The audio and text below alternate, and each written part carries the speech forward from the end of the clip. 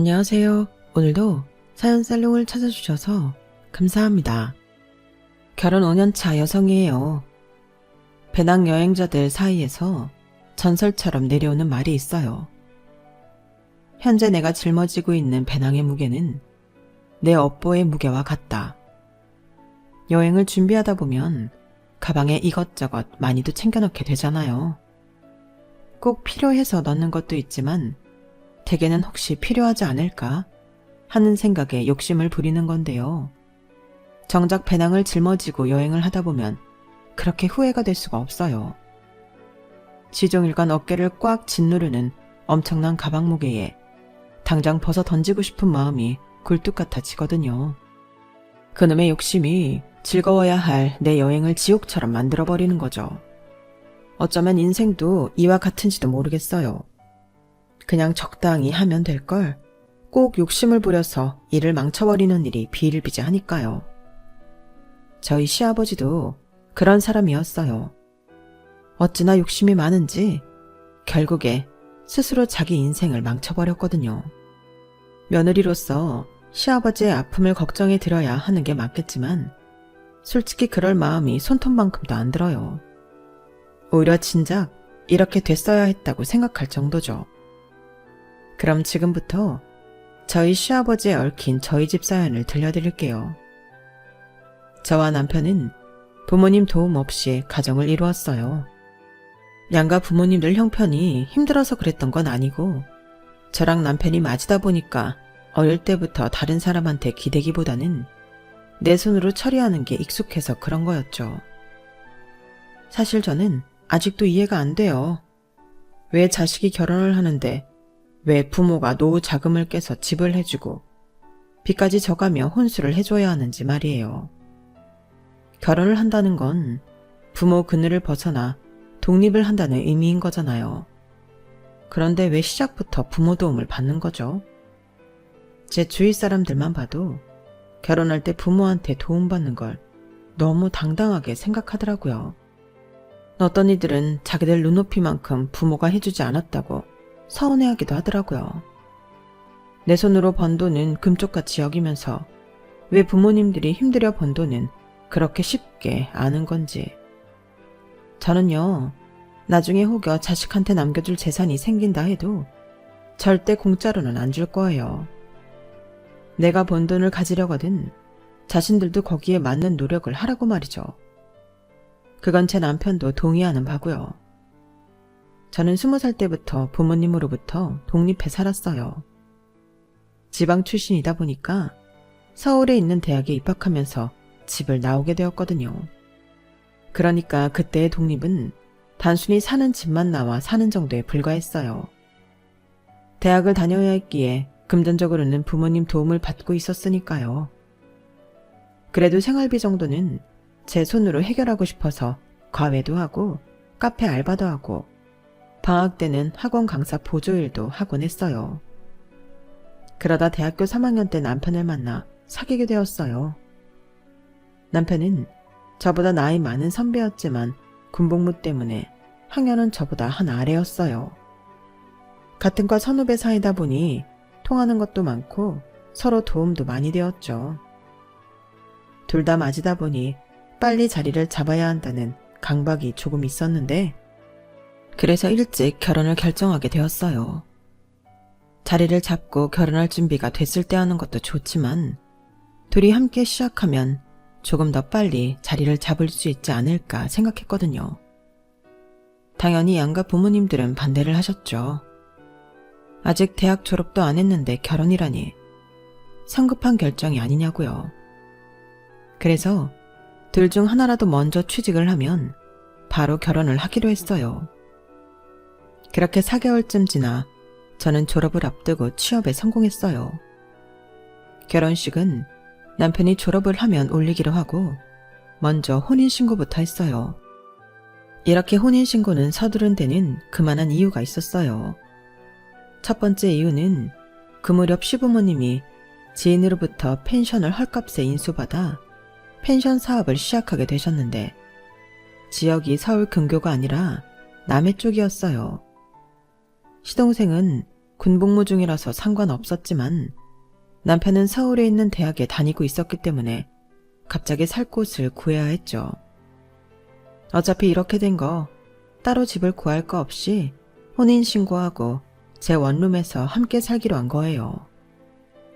그리고 두 번째 이유는 외벌이 부부로 임대주택을 신청할 생각이었어요. 소득 제한이 월 300만 원 정도여서 둘 다 직장 생활을 할 경우 신청조차 할 수 없으니까요. 혼인신고를 하고 처음 몇 달은 제가 살고 있던 런룸에서 신혼을 시작했고 이후 임대주택에 당첨이 된 후에는 저렴한 가격의 투룸주택에서 살 수 있었어요. 남들이 결혼을 할 때 신혼집 마련에 큰 돈을 쓰는 것과 달리 우리 부부는 저렴하게 신혼집 마련을 한 셈이었죠. 제가 살던 월세 원룸을 정부 도움을 받아 투룸으로 바꾼 거니까요. 저희 부부한테는 참 만족스러운 선택이었는데 저희 엄마가 보시기에는 안 그랬나 봐요. 예, 아무리 그래도 그렇지 신혼집을 임대주택에서 시작하는 건 너무하잖니. 우리도 그렇고 너희 시댁도 그렇고 형편이 어려운 것도 아닌데 왜 그렇게 궁상을 떨어? 집은 처음에 마련해두면 평생 불려가며 살 수 있는 초기 자본이야. 그거 없이 임대주택에서 살다가 갑자기 나가게 되면 그땐 어쩌려고 그래? 보증금도 원룸 정도밖에 안 들어가 있는데 그때 돼서 어떻게 전세금을 마련하겠냐고. 우리가 반은 대줄 테니까 시댁에 반 대달라고 해봐. 아파트가 어려우면 전세 빌라라도 들어가라고. 엄마, 서울 집값이 한두 푼인 줄 알아? 빌라 전세도 3, 4억이 기본이야. 그 큰 돈을 왜 부모님한테 부담을 줘? 요즘은 평생 직장이란 개념이 없어서 우리 아빠도 언제 퇴직하게 될지 몰라. 그런데 나한테 목돈 빼서 해주면 정윤이랑 대윤이 대학 등록금은 어떻게 하려고? 걔들 결혼할 땐 또 어떻게 할 거냐고. 자식이 나만 있는 게 아니잖아. 암튼 나랑 그이는 부모님 도움 안 받고 살기로 했으니까 집 문제는 더 이상 신경 쓰지 마. 우리가 알아서 할게. 제 밑으로 대학생과 고등학생 동생이 각각 하나씩 있는 처지라 부모님한테 부담이 되기 싫었어요. 자식 셋한테 이래저래 돈을 뜯기고 나면 부모님이 정작 일을 할 수 없는 상태가 됐을 때 돈 때문에 궁핍한 삶을 살게 될 게 뻔하잖아요.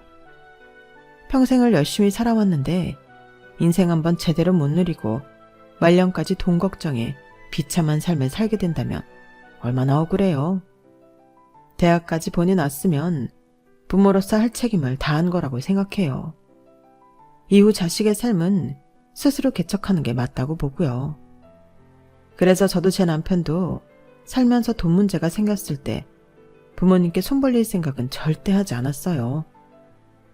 임대주택에 살면서 원룸에 살 때보다도 월세도 적게 나가고 방 2개에 거실까지 있어서 삶의 질은 훨씬 높아졌어요. 할 수만 있다면 이 집에서 오래 살고 싶었죠. 하지만 남편이 대학을 졸업하고 취업을 하게 되면서 저희는 임대주택을 나가게 되었어요. 총소득이 높아져서 어쩔 수 없는 상황이었죠. 그동안 외벌이로 결혼 생활을 하다 보니 모아둔 돈도 없고 해서 결국 다시 원룸으로 돌아가야 하나 고민을 했어요. 하지만 죽으라는 법은 없다고 그때 기적처럼 길이 열렸지 뭐예요. 행복주택에 당첨이 된 거예요. 물론 현재 우리 수중에 있는 돈으로는 보증금이 턱없이 부족했지만 직장인의 장점이 뭔가요? 대출이 상대적으로 수월하다는 거 아니겠어요? 주거래 은행에 가서 상담을 받아보니 남편네 회사가 좋아서 그런가 남편 앞으로 대출을 받는 게 금액도 많이 나오고 이자도 훨씬 좋더라고요. 그래서 남편 앞으로 대출을 받아 3룸짜리 신축 아파트로 들어가게 되었어요. 최대 10년까지 거주를 할 수가 있어서 10년 동안은 집 걱정을 안 하게 된 거죠. 은행에서 대출을 받기는 했지만 행복주택 보증금이 그리 높지 않아서 대출금 이자 부담은 별로 없었어요. 가진 거 없이 원룸 하나로 시작했던 결혼 생활이 2년 조금 넘은 시점에 3룸짜리 신축 아파트 생활로 변하다니 정말 기적에 가까운 일 아닌가요? 서울에서 이 정도 평수의 신축 아파트에 들어가려면 못해도 10억 가까운 금액은 있어야 하니 우리한테는 로또를 맞은 것과 다를 바 없었어요. 이제 남편이 취직도 했겠다. 집 걱정도 없겠다. 슬슬 결혼식을 올려야 할 때가 왔어요. 그래서 본격적으로 결혼식 준비를 하기에 앞서 상견례부터 했어요. 처음 결혼 얘기가 나오던 시절 양가 부모님께서는 따로 만나신 적이 있긴 했지만 그때는 어디까지나 잠깐 얼굴을 확인하는 자리였고 이번 상견례가 제대로 된 첫 만남이 되는 셈이었어요. 우리가 혼인신고를 먼저 하는 바람에 순서가 뒤바뀌어서 좀 어수선하게 됐지만요. 그렇게 성사된 상견례 자리는 시부모님이 펜션을 비울 수 없는 상황이라서 우리 부부와 친정 부모님 그리고 제 여동생이 주말에 남해에 있는 시부모님 펜션으로 향하게 되었어요.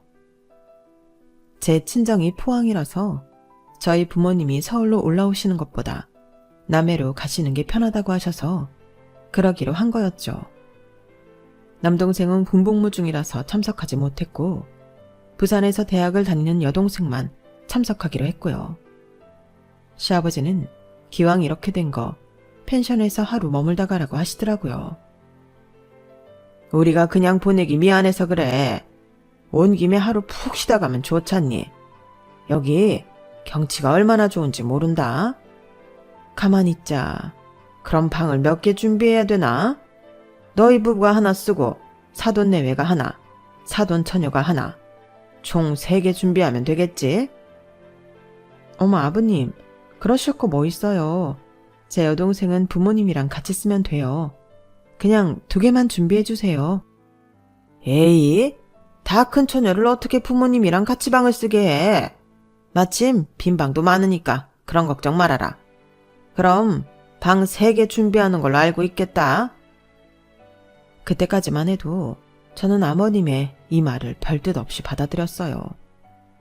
그런데 펜션에서 하룻밤을 지내고 다음날 오전 펜션을 나서려는데 아버님이 그러시더라고요. 아가, 숙박비는 누구한테 받으면 되냐? 원래는 주말이라 추가 요금이 붙는데 사돈끼리 야박하게 그럴 수야 있나? 그냥 평일 금액만 받으마. 너희랑 사돈 처녀가 쓴 방은 스탠다드 룸이니까 하루에 9만원씩 해서 18만원. 그리고 사돈 내외가 쓴 방은 독채라서 1일 34만원이니까 총 52만원이구나. 현금으로 하면 50만원에 해주고 카드로 하면 수수료가 있어서 DC는 어렵겠구나. 그래, 뭘로 하겠니? 현금이 낫지? 순간 제가 잘못 들은 줄 알았어요. 아니, 우리가 누구 때문에 먼 길을 달려 남해까지 온 건데요. 그래놓고 가족들한테 장사를 하려 들어요? 아니 아버님, 그런 게 어딨어요. 처음부터 숙박비를 받겠다고 하셨으면 저희가 여기서 잘 일은 없었죠. 제 친정까지 3시간 거리인데 저희 부모님이 뭐하러 사돈댁에서 주무셨겠어요? 집으로 가셨지? 너무 억울하고 화가 나서 저도 모르게 큰 소리가 나왔어요. 그러자 남편과 저희 아빠가 다가와 무슨 일이냐고 묻더라고요. 그래서 아버님이 숙박비를 내라고 했다 말했더니 남편이 한숨을 푹 쉬고는 화를 참으며 말했어요. 아버지, 왜 그러세요? 장인어른이랑 장모님이 달래 여기까지 오셨어요? 아버지가 펜션 때문에 자리를 못 비운다고 하셔서 그런 거잖아요. 그래놓고 장사를 하려 드시면 어떡해요? 그건 그거고 숙박을 하면 집에 와서 잠을 잤으면 돈을 내는 건 당연한 거 아니냐? 내가 과한 걸 요구하는 게 아니잖니. 게다가 주말 요금도 아니고 평일 요금으로 받겠다는데 나도 이 정도면 많이 배려한 거다. 안 그렇습니까, 사돈? 그 말에 저희 아빠는 당황한 기색을 보이셨지만 이내 지갑을 꺼내 카드를 내밀었어요. 그러자 다시 한번 아버님이 확인 사살을 하시더군요. 사돈, 카드는 수수료 때문에 DC가 안 되는 거 아시죠? 일단 고지는 했으니까 카드 결제 도와드리겠습니다. 아버님은 저희 아빠 카드를 받자마자 얼른 결제를 해버렸어요.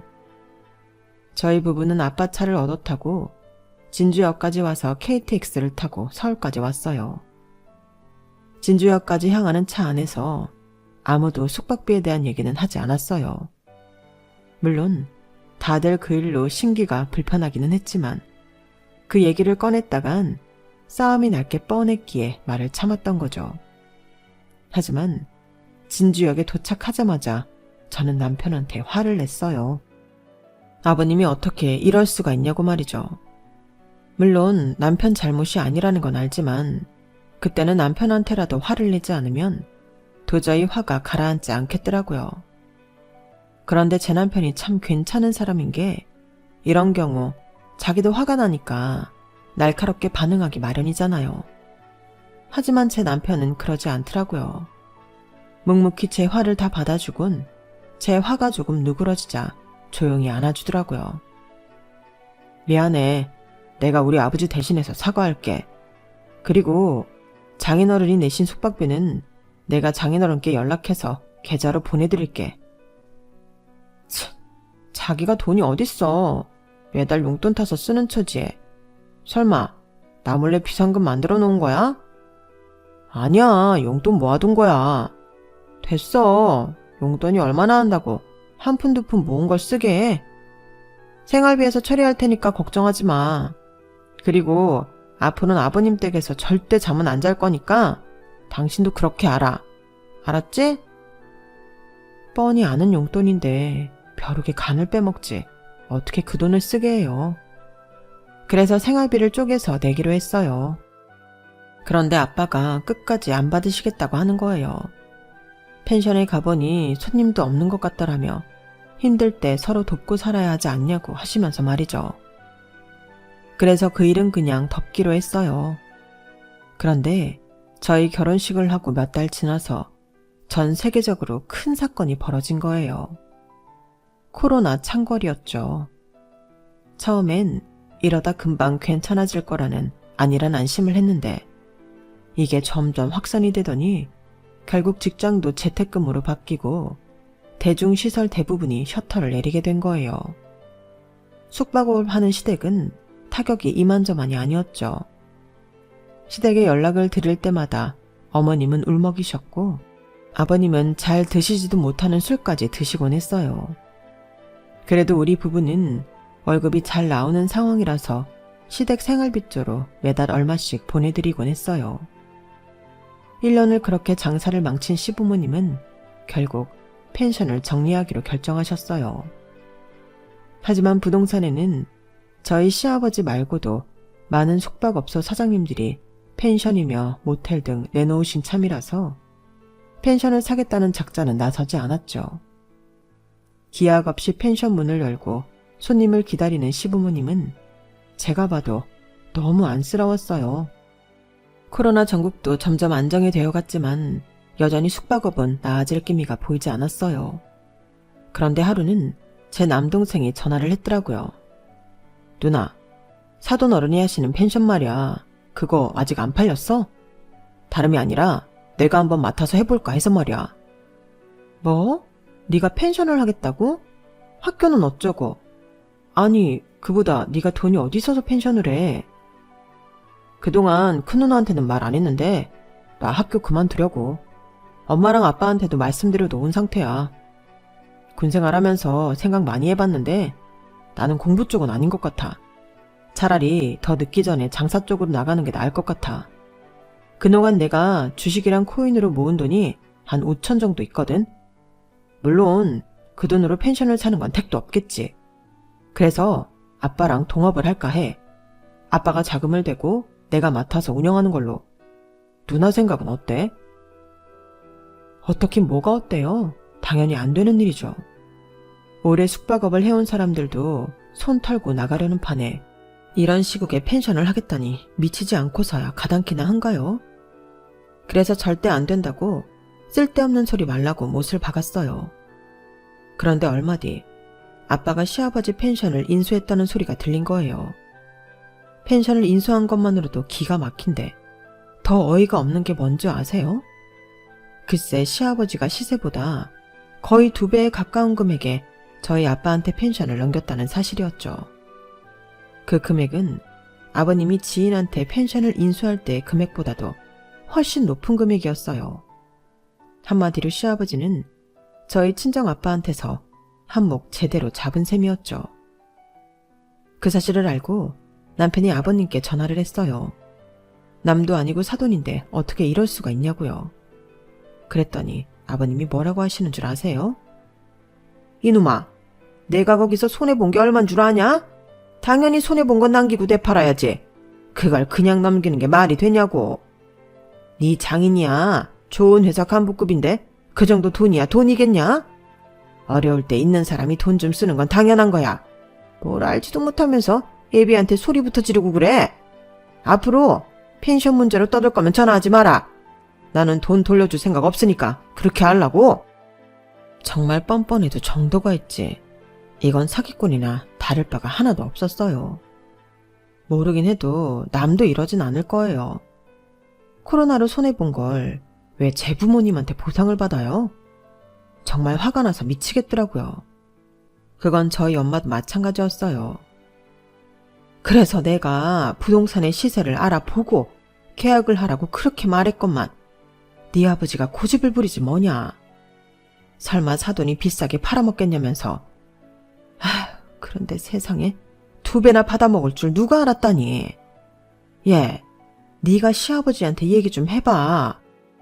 사람이 양심이 있어야지. 이 어려울 때 팔이 날리던 펜션을 인수해준 사람한테 이럴 수가 있는 거니? 그이가 진작 전화했지. 시세대로만 받고 차액 돌려달라고 몇 번이나 전화해서 부탁했는데도 절대 안 된대. 자기가 손해본 거 생각하면 이것도 싸게 넘긴 거라나? 우리 아버님 완전 도둑놈 싶보라니까. 그러게 아빠랑 대훈이는 무슨 일을 그렇게 처리해? 열받아서 정말. 아무리 가족이라고는 해도 돈 문제로 빈정이 상하고 나니까 명절이고 시부모님 생신이고 찾아뵙기도 싫었어요. 그래서 남편만 시댁에 보냈죠. 그랬더니 아버님이 전화해서 저한테 어찌나 뭐라고 하시는지 참다 못해 저도 폭발하고 말았지 뭐예요. 아버님, 제가 처음부터 나쁜 며느리였나요? 아니잖아요. 상황을 이렇게 만든 사람은 아버님이세요. 솔직히 남이었으면 소송이라도 걸어서 계약 취소했을 거예요. 그런데 왜 안 했는지 아세요? 돈 때문에 며느리한테 소송당해서 아버님 법정에 세우는 거 안 하려고 참은 거라고요. 이 정도면 저도 참을 만큼 참았고 며느리로서 할 만큼은 한 거예요. 아버님은 이 속 다 찾아가며 주변에 피해를 주고 사시는데 왜 저만 며느리 도리를 다하며 살아야 해요? 저도 싫어요. 가는 말이 고와야 오는 말도 고운 법이고 기부가 있으면 테이크도 있는 겁니다. 그러니까 앞으로도 저한테 며느리 노릇 강요하지 마세요. 하도 성질이 나서 할 말만 하고 전화를 끊어버렸어요. 이후 몇 번이나 아버님 번호로 전화가 왔지만 안 받았어요. 저희 집에서 호의를 베풀어주니까 아주 우릴 호구로 취급하는데 뭐하러 시부모 대접을 해줘요. 물론 이런 일이 있을 때마다 중간에 껴서 소갈이하는 남편이 불쌍하기는 하지만 어쩌겠어요. 그런데 그러던 어느 날이었어요. 어머님이 연락도 없이 저희 회사로 찾아오셨더라고요. 평소 어머님께는 악감정이 없었지만 초록은 동색이란 생각에 어머님의 방문도 달갑진 않더라고요. 그런데 네 시아버지가 너희 친정에 못할 짓 한 거 안다. 변명 같지만 나도 그러지 말라고 수도 없이 말렸다. 이제 와서 이런 말 한다고 무슨 소용이겠냐만 그래도 사과는 해야 할 것 같아서 찾아왔어. 너무 늦은 감이 있지만 아무 준비 없이 말만 사과한다고 뭐가 달라지겠니? 이거 준비하느라 생각보다 시간이 많이 걸렸지 뭐니. 이거 받아라. 어머님이 내민 종이봉투에는 5만원권 현금 다발이 들어있었어요. 좋기 수천만 원은 돼 보이더라고요. 내가 마련할 수 있는 돈이 이것밖에 없구나. 그래도 염치불구하고 가져온 거니까 받아주렴. 사돈네외 찾아뵙고 직접 전해드리는 게 맞겠지만 면목이 없기도 하고 내가 찾아가면 불편해하실 것 같아서 너한테 주는 거야. 나 대신 친정부모님께 대신 전해다오.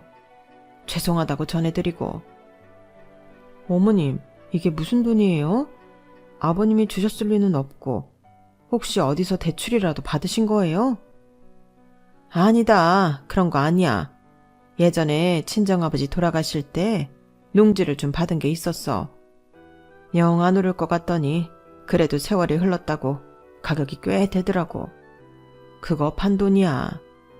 네 계좌로 보내면 편할 일인데 네가 통 전화를 안 받으니 별 수 없이 현금으로 들고 왔다. 이거 들고 전철 타고 여기까지 오는데 어찌나 다리가 후들거리던지. 평생 이렇게 큰 돈을 만져봤어야 말이지. 너도 이거 들고 회사로 가지 말고 당장 은행에 넣어라. 그날 어머님이 건네주신 돈은 4,300만 원이었어요. 욕심 많고 이기적인 아버님이랑 사시면서 평소 반찬값도 그때그때 아버님한테 타서 쓰시는 어머님을 알기에 돈 봉투를 받는데 주저하게 되더라고요. 그런 제 마음을 눈치채셨는지 어머님은 불이 나게 자리를 뜨셨어요. 어머님께 받은 돈은 회사로 가는 길에 아빠 계좌로 이체를 했어요. 그랬더니 아빠가 전화를 하셨더라고요. 돈을 보낸 사정을 들으시더니 낮게 탄식을 하시곤 시어머니께 돌려주라고 하셨어요. 아빠, 그냥 받으세요. 손해본 게 얼만데 그래요. 물론 어머님이 그런 건 아니지만 그렇다고 무관하다고 할 수도 없는 거잖아요. 아빠가 평생 모은 돈인데 그냥 날리긴 아깝기도 하고요. 그랬더니 아빠가 피식 웃으시면서 그러시는 거예요. 내가 그간 말은 안 했다만 실은 펜션 말이다. 대훈이가 수완이 좋은 건지 운때가 좋았는지 모르겠다만 요즘 펜션이 엄청 잘 돼서 녀석이 아주 돈을 쓸어 담고 있어. 매달 내 통장으로 보내는 수익금도 내 월급의 몇 배는 된다니까. 그래서 요즘 네 엄마가 아주 신바람 났다. 말년에 돈복 터졌다고. 젊은 친구들 취향대로 펜션을 조금 손봤다고 하더니 인스타인가 어디에 사진이 올라가서 예약이 연말까지 풀이래. 네 엄마랑 내가 한번 가겠다니까 빈방이 없다고 오지 말라는구나. 나 참, 군뱅이도 구르는 재주가 있다고 대윤이 녀석한테 사업수단이 있는 줄 누가 알았겠니? 지난 1년간 벌어들인 순수익만 해도 2억 가까이 된대. 그러니까 그 돈은 안사돈한테 드려라. 바로 네 통장으로 이체할 테니까 꼭 사부인께 전해드려. 알았지? 통화를 마치고 몇 분이 안 지나서 아빠는 제 통장으로 그 돈을 보내주셨어요. 세상에, 아니 뭐 이런 일이 다 있대요. 저는 지금 이 상황이 실감이 안 나서 한참을 멍하게 있었어요. 확인차 동생한테 전화를 했더니 녀석도 똑같은 소리를 하더라고요. 누나, 솔직히 처음엔 사돈한테 화가 나서 쫓아가서 따질까도 했거든? 근데 전화위복이었는지 홈페이지 새로 개설하고 재오픈 하자마자 예약이 물밀듯 들어오는 거야. 코로나 때문에 사람들 북적이는 숙소보다 한적한 숙소를 많이들 찾아서 그런지 독채는 한 달 살기 하려는 사람들도 일찌감치 풀이고. 누나, 나 돈복 있는 놈이었나 봐. 아니지, 이 펜션이 돈 부르는 펜션인지도 모르겠네. 아무튼 이참에 돈 열심히 벌어서 숙박업계 백종원이 돼보려고. 들떠서 희죽대는 동생 목소리를 들으니 아빠 말이 틀린 것 같진 않았어요. 알터니가 빠진 것처럼 속이 시원해진 저는 그날 밤 한우를 사들고 집으로 갔어요. 아버님이 저희 아빠한테 펜션을 비싸게 판 이후 남편한테 늘 짜증만 냈던 게 미안해서 이참에 마음 좀 풀어주려고요. 한우 스테이크를 앞에 두고 제 눈치만 보던 남편은 펜션이 대박나서 아빠도 동생도 돈 세는 재미로 산다는 말을 전했더니 그제야 가슴을 쓸어내리며 한숨을 쉬더라고요. 그동안 말은 안 했지만 저희 부모님께 너무 죄송하고 저한테 면목이 없어서 심장이 쪼그라드는 줄 알았다나요. 그러면서 눈물까지 글썽이는데 안 됐다는 생각이 들었어요. 그래서 낮에 어머님이 주고 가신 돈 얘기를 꺼냈어요. 그리고는 주말에 시댁에 들리자고 했죠. 생각 같아선 어머니만 살짝 불러서 따로 식사 대접을 할까 했지만 펜션 일도 잘 풀린 마당에 통 크게 용서하자 싶어서 시댁으로 가기로 한 거예요. 오랜만에 시댁에 갔더니 아버님은 제게 눈길 한번 안 주시더라고요. 저도 인사만 하고는 어머님하고만 대화를 했어요. 펜션이 잘 돼서 저희 부모님이랑 동생도 더는 원망 안 한다고 전했더니 어머님이 엄청 기뻐하시더라고요.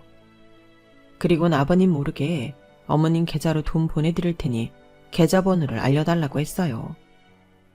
그랬더니 어머님은 한사코 안 받으시겠다고 거절을 하시고는 나중에 돈 필요해지면 말하겠다고 일단 가지고 있으라고 하더군요. 그런데 이게 또 신의 한 수가 된 거예요. 그게 무슨 소리냐고요? 펜션이 잘 된다는 소리를 들은 시아버지가 얼마 뒤 제 친정으로 저희 아빠를 찾아간 거예요. 이유는 하나였어요. 펜션을 다시 되팔라는 거였죠. 그런데 더 웃긴 게 뭔지 아세요? 딱 시세만큼만 돈을 내겠다고 하더래요. 그러자 저희 엄마가 그 소리를 듣고는 화가 나서 한 소리 하셨어요. 그걸 말이라고 하는 겁니까? 아니, 사람이 양심이 있어야지. 우리한테 2배 가까이 풀려서 팔아놓곤 판금액의 반값에 내사겠다고요? 아유, 이게 무슨 도둑놈 신부입니까?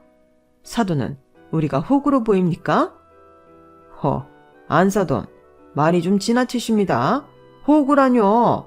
사람을 뭘로 보고 그런 소리를? 그리고 말입니다. 사람 말은 끝까지 들어야 오해가 없는 법이에요. 그러니까 내 얘기 끊지 마시고 끝까지 잘 들어보세요. 내가 바깥사돈한테 그만큼의 돈을 받은 건 펜션 가격 외에 권리금을 얹었기 때문입니다. 조그마한 구멍가게를 팔 때도 다들 권리금은 받고 팔지 않습니까? 권리금은 파는 사람의 뜻에 따라 많이 받을 수도 있고 적게 받을 수도 있는 겁니다. 그러니까 내가 마치 사돈한테 사기를 친 것처럼 말씀하지 마세요. 그러면 제가 너무 섭섭합니다. 하는 말 하나하나마다 사람 복장 터지게 하는 재주가 있는 아버님 때문에 저희 엄마는 주먹으로 가슴을 팍팍 치시며 숨만 몰아쉬었어요. 그런데도 아버님은 멈추지 않고 펜션을 되팔라는 압박을 해대셨죠. 그러자 그때까지 점잖게 계시던 저희 아빠가 서랍에서 수첩을 꺼내셨어요. 그리고는 이렇게 말씀하셨죠. 아무리 사돈지간이라고 해도 이 정도로 몰상식하게 나오는 사람한테 끝까지 예의를 지킬 이유는 없을 것 같습니다. 이보세요, 사돈. 세상 사람들이 사돈만큼 머리가 좋지 않아서 사돈한테 속아주는 게 아닙니다. 사돈의 얕은 장깨에 속아주는 건 어쩌면 인정일 수도 있고 동정일 수도 있어요. 그런데 그걸 이용하려고 만들면 상대도 어쩔 수 없는 겁니다. 안 그래도 사돈한테 얘기를 해야 하나 고민을 했는데 그럴 필요가 없어졌네요. 웃돈을 붙잡한 게 권리금이라고 주장하시니 어쩔 도리가 없겠습니다만 이건 어떻게 생각하십니까? 아빠는 수첩 안에 들어있던 몇 장의 사진을 건넸어요. 그건 생활 쓰레기와 공사 후 남은 폐자재를 실어 나르는 트럭 사진이었어요. 이게 뭔지 아십니까? 우리가 펜션을 인수한 뒤 뒷마당에서 나온 쓰레기입니다. 수풀이 우거져서 일찍 발견하지 못했는데 그 안에 이렇게 많은 쓰레기들이 들어있더군요. 온갖 벌레들과 모기, 구더기까지 득실거려서 이걸 치우고 복구하는 데 든 돈만 수천만 원이 들어갔어요. 변호사 일하는 친구놈한테 물었더니 이건 전주인한테 소송을 통해 배상받을 수 있다고 하더군요. 이참에 나는 배상을 받아야겠습니다. 아, 그리고 펜션은 팔 생각이 없습니다. 이런 헐값에 팔아야 할 이유도 없고요. 그러니까 되도 않는 소리 마시고 쓰레기 치운 값이나 내놓으시죠. 그러자 시아버지는 눈알을 굴리며 뱀 혓바닥같이 혀를 날름거리며 횡설수설을 해댔고 듣다 못한 저희 아빠는 시아버지를 집에서 내쫓으셨어요. 그리고 얼마 뒤 아빠는 변호사 친구분을 통해 시아버지한테 소송을 걸었어요. 소송 금액은 쓰레기 치운값 외에도 그로 인해 영업을 할 수 없었던 날수와 정신적 고통에 따른 피해 보상까지 포함돼서 애초에 아버님께 청구했던 금액의 2배 이상이 되었어요. 빼도 박도 못하는 증거 앞에 시아버지는 이번에도 꼼수를 부리려 소송을 취하하고 대화로 협상하자고 했지만 아빠는 그대로 소송을 진행하셨어요. 결국 시아버지는 소송에도 져서 꼼짝없이 돈을 토해내게 되었죠. 그런데 이게 왜 어머님의 돈이 신의 한 수가 된 것과 상관이 있냐 궁금하시죠? 그건 바로 그 돈이 어머님이 중요한 소송을 하는데 변호사 비용으로 쓰여졌기 때문이에요. 저희 아빠와의 법정 소송이 끝나고 얼마 뒤 어머님이 이혼 소송을 시작하셨거든요.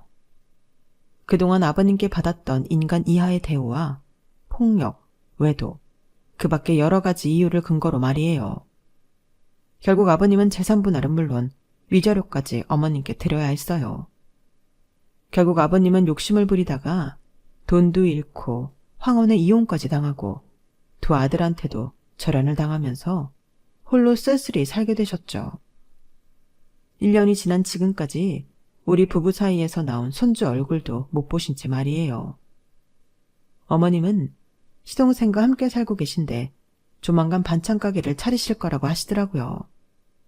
한번 상에 오른 반찬엔 젓가락도 안 되던 아버님 때문에 삼시세끼 온갖 반찬을 다 만들어 오셨던지라 반찬 만드는 건 자신 있다시네요. 저도 어머님 음식 솜씨는 인정하는지라 모르긴 해도 반찬 가게가 잘 될 거라 생각합니다. 우화 중에 그런 게 있잖아요. 뼈를 물고 통나무 다리를 건너던 개가 물에 비친 자신을 보고는 그 뼈마저 뺏으려고 입을 벌렸다가 자신이 가지고 있던 뼈다귀마저 물속에 떨어뜨리고 잃고 말았단 얘기요. 저희 아버님이 딱 그 개랑 똑같은 꼴이 된 셈이죠. 베풀 생각은 않고 자기 욕심만 채우려 드는 사람은 결국 자기 꾀에 인생을 망치지 않나 생각합니다. 세상에 혼자 잘난 사람은 없는 법이니까요. 지금까지 제 사연을 들어주셔서 감사합니다. 여러분의 매일매일이 건강하시고 행복하시길 바랍니다. 여러분, 사연 댓글에 응원과 현명한 조언 부탁드려요. 좋아요와 구독은 저에게 큰 힘이 됩니다. 오늘도 좋은 일 가득하세요.